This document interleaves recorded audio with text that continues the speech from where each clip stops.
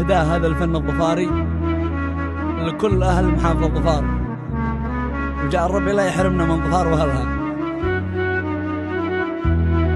طبعا هذه الأبيات للشاعر محمد أحمد دعاس المعشني في عام 1994، يقول فيها: تشكي ظروفك وانا من كثر ما بي، فبقي على دهر الوفا والسماحة. أيام كنا نرعي تلك المواشي، زملي على هيق والموارد معاشي، رجم الحافي والطبيعة فراشي، عايش زماني فيما ودى وراحة.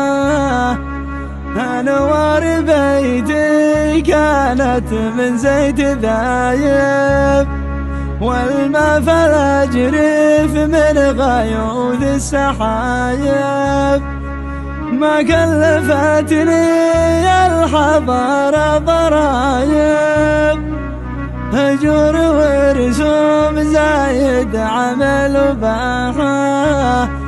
ليتك تعود يا زمان الوناسة، بشرح ظروفي لك من دهري وناسة.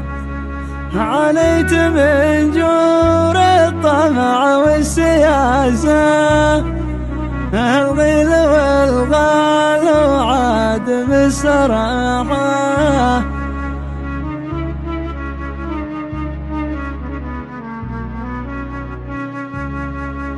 تشكي ظروفك وانا من كثر ما بي، ببكي على دهر الوفا والسماحة. أيام كنا نرعي تلك المواشي، زملي على هيق والموارد معاشي، رجم الحافي والطبيعة فراشي، عايش زماني فيما ودى وراحة. أنوار بيتي كانت من زيت ذايب، والما فالأجريف من غيوث السحايب، ما كلفتني الحضارة ضرايب، هجور ورسوم زايد عمل وباحة.